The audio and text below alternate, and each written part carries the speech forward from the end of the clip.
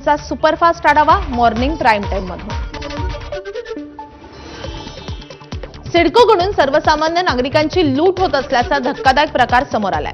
वाशी खारघर परिसरामध्ये घरे बांधायला सिडकोच्या अभियांत्रिकी विभागाला 29 लाख रुपये खर्च आलाय। मात्र सिडको हीच घरं 75 लाखांपर्यंत विकत असल्याचा धक्कादायक प्रकार माहिती अधिकाऱ्यामध्ये समोर आलाय।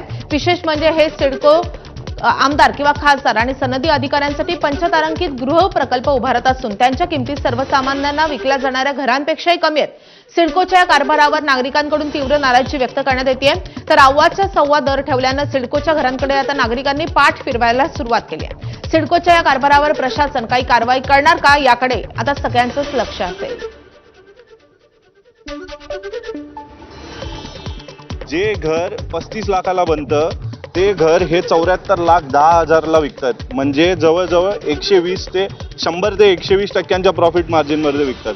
10% 20% प्रॉफिट मार्जिन असतं तर गोष्ट वेगळी होती, पण सामान्य लोकांसाठी घरं बांधताना अफोर्डेबल हाऊसिंगच्या नावाखाली सिडको हे फक्त आणि फक्त महाग घरं विकतात आणि सर्वसामान्यांना न परवडणारी घरं विकतात। सिडकोनं ट्रक टर्मिनसच्या एक 14 एकर जागेवरती जो काही प्रोजेक्ट केलेला आहे, तो प्रोजेक्ट जर एखाद्या बिल्डरनं घेतला असता, त्या केसमध्ये ते 44 ते 45 लाखाला 1 BHK घर बिल्डरनं तिथं विकलं असतं। आता सिडकोला लँड कॉस्ट जी आहे ती नाही आणि नॉमिनल लँड कॉस्टसाठीचे काही पैसे जर त्यांनी लावले असते तर ती घरं त्यांनी 20 ते 25 लाखांमध्ये विकणं अपेक्षित आहे। जब लॉटरी निकाला था तो इन्होंने हैंडओवर का डेट दिया था हमको 2025, लेकिन अभी इन्होंने रिसेंटली रिवाइज जो रेरा में अपडेट डाला है तो वो 2030 है।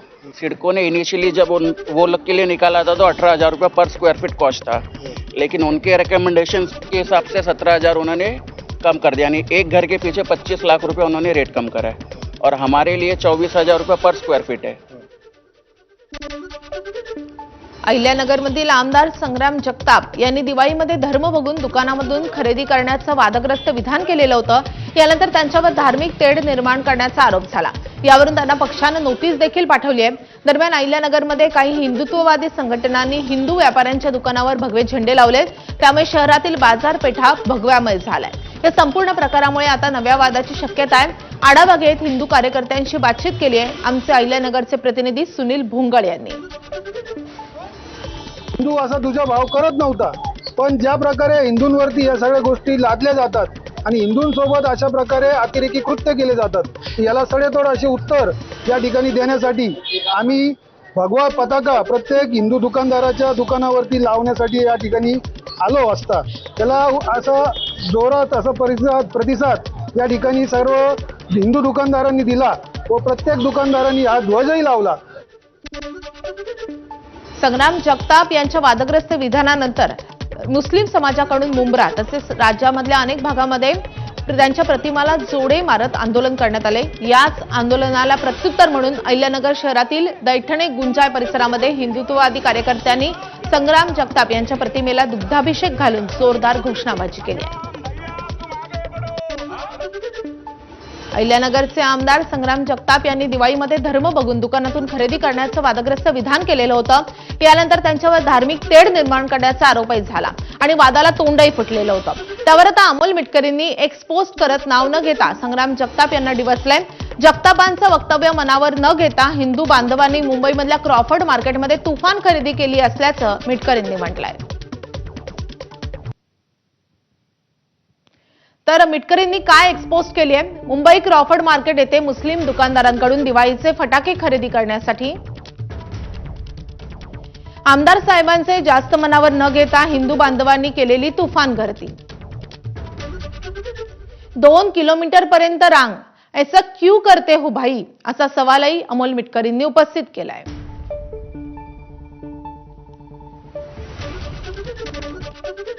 ठाकरेंच्या शिवसेनेसोबत युती करण्याबाबत राज ठाकरेंचा सावध पवित्रा अजूनही कायम असल्याचं दिसतंय।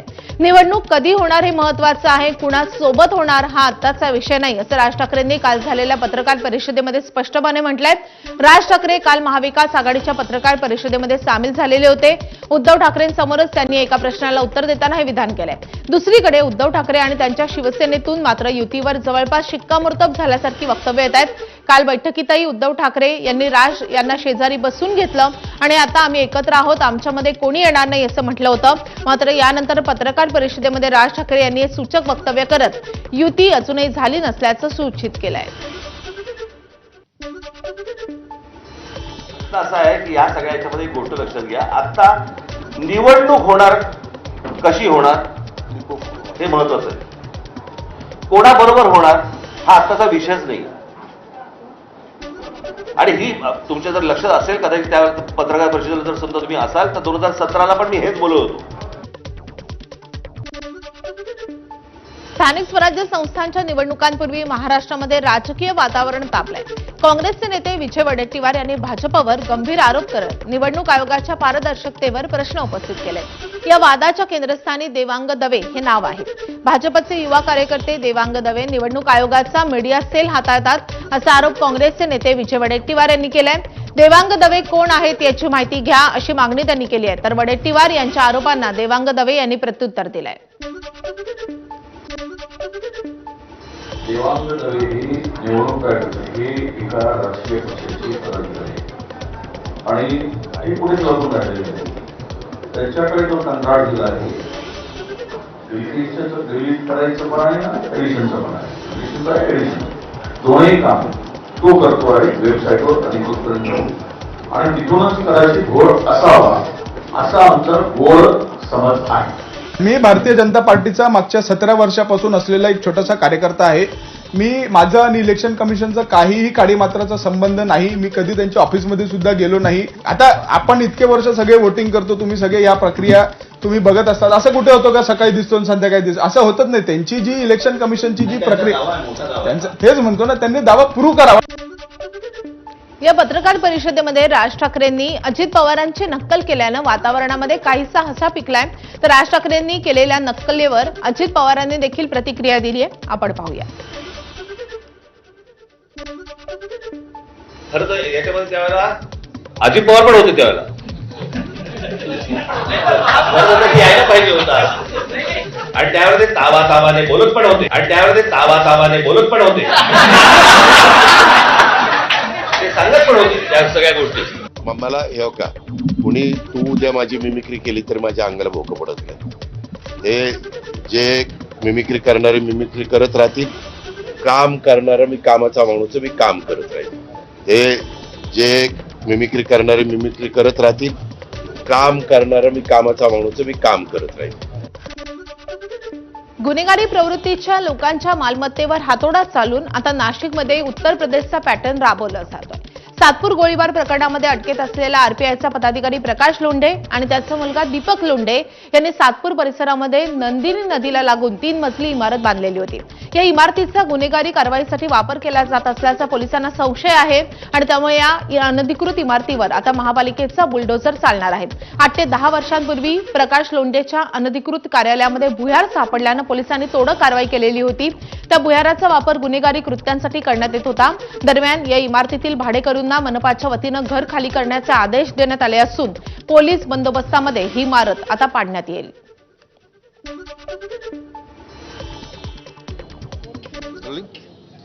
नाशिक शहरातील वाढत्या गुन्हेगारीवर अंकुश ठेवण्यासाठी पोलिसांनी आता धडक मोहीम राबवायला सुरुवात केलेली आहे आणि या मोहिमेमध्ये आता नाशिक महानगरपालिकेचा देखील सहभाग बघायला मिळतो आहे. आरपीआय आठवले गटाचे अध्यक्ष प्रकाश लोंढे यांच्या अनधिकृत बांधकामावर आता नाशिक महानगरपालिकेच्या माध्यमातून हातोडा चालवला जाणार आहे. नंदिनी नदीच्या काठावर पूररेषेच्या अंतर्गत ही समोरची इमारत ही बांधण्यात आलेली होती. मात्र आता ही इमारत अनधिकृत असल्यामुळे ती काढण्याचं काम नाशिक महानगरपालिकेच्या माध्यमातून सकाळपासून सुरुवात झालेली आहे.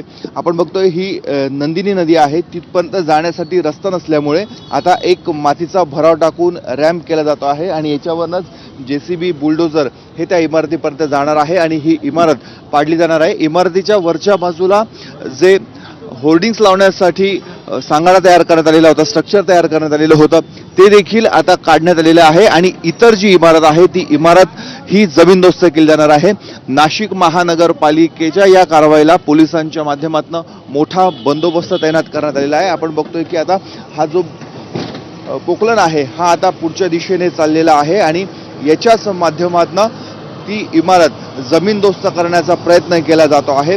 खरं तर या बाजूने नदीकाठापर्यंत जाण्यासाठी रस्ता नव्हता, वाहनं तिथपर्यंत जाऊ शकत नव्हती आणि त्यामुळेच अशा पद्धतीने एक मातीचा भराव टाकून रॅम्प तयार केला जातोय. त्याच्या बाजूचे ज्या छोटी छोटी घरं आहेत त्यांना या अतिक्रमण पाडकामाचा धोका संभवू शकतो आणि त्यामुळे तिथल्या नागरिकांना देखील आता स्थलांतरित केलं जात आहे. काहींचे अनधिकृत घरं आहेत त्यांना देखील आता नोटीस पाठवायला सुरुवात करण्यात आलेली आहे आणि त्यांनाही जे अनधिकृत आहेत त्यांनाही बाहेर काढलं जाणार आहे. आपण आता दृश्यांमध्ये बघतोय की जो पोकलेन आहे हा पोकलेन आता पुढच्या बाजूला चाललेला आहे. नदी पात्रामधून पुढच्या दिशेने जाऊन हे बांधकाम जमीनदोस्त केलं जाणार आहे. हे होल्डिंग्स लावण्यासाठी जे स्ट्रक्चर अनधिकृत पद्धतीने उभारण्यात आलेलं होतं ते देखील नाशिक महानगरपालिकेच्या अतिक्रमण विरोधात मोहिमेकडनं पाडण्यात आलेलं आहे. समोरच्या बाजूला नदीच्या त्या तीरावर देखील महानगरपालिकेच्या कर्मचाऱ्यांचा फौजफाटा बघायला मिळतो आहे आणि इमारतीच्या वरच्या बाजूला सर्वच वरिष्ठ पोलीस अधिकारी आता तैनात असल्याचं बघायला मिळत आहे. कॅमेरामॅन मयूर मार्गजेसह मुकुल कुलकर्णी, एबीपी माझा, नाशिक. बीडच्या कारागृहातील कैद्यांचं सक्तीनं धर्मांतरण करण्याच्या प्रयत्नांचा आरोप असलेल्या वादग्रस्त कारागृह अधीक्षकांची अखेर उचलबांगडी झाली आहे. कारागृह अधीक्षक पेट्रस गायकवाड यांना उपअधीक्षक म्हणून नागपूरला पाठवण्यात आले. बीडच्या कारागृहामध्ये आल्यापासून पेट्रस गायकवाड कायम वादग्रस्त ठरलेले होते. कारागृहातील झाडं तोडणं, कैद्यांकडून खासगी कामं करून घेणं यासोबतच पेट्रस गायकवाड यांच्यावर सक्तीनं धर्मांतरण करण्याच्या प्रयत्नांचा आरोप होता. या पार्श्वभूमीवर आमदार गोपीचंद पडळकर यांच्यासह कारागृहातील कैद्याच्या वकिलांनी तक्रारी देखील केलेल्या होत्या. अखेर शासनानं त्यांची उचलबांगडी केली आहे. बीड जिल्हा कारागृह अधीक्षकांची बदली केल्याबद्दल आमदार गोपीचंद पडळकरांनी मुख्यमंत्री फडणवीसांचे आभार मानले. कैद्यांच्या गरिबीचा, अडाणीपणाचा, अज्ञानपणाचा गैरफायदा घेऊन त्यांना किरकोळ पैशाचं आमिष दाखवून धर्मांतरण करण्याचा प्रयत्न केला. त्यातल्या काही कैद्यांनी पोलिसांमध्ये तक्रार दिली. 40च्या वर कैद्यांनी याच्या विरोधामध्ये तक्रारी दिलेल्या आहेत. माननीय मुख्यमंत्री महोदयांना विनंती आहे की याच्यावरती गुन्हा दाखल करून त्याला सेवेतून कायमचं बडतर्फ करावं. मुख्यमंत्री देवेंद्र फडणवीस यांनी काँग्रेसच्या खासदार प्रणिती शिंदे यांच्यावर टीका केली आहे. काही विरोधकांच्या वक्तव्यावरून मला कळत नाही हसावं की रडावं. सोलापुरात झालेला पाऊस हा निसर्गानं नाही तर राज्य सरकारनं आणला असं एक नेता म्हणाला. त्यांना एक फुलं द्या आणि गेटवेल सून म्हणा, कधी कधी परिणाम होत असतो अशी टीका मुख्यमंत्री फडणवीसांनी केली आहे. काही लोकांच्या डोक्यामध्ये तर इतका किडा गेलाय. सोलापूरमध्ये तर मला एक स्टेटमेंट पाहायला मिळालं.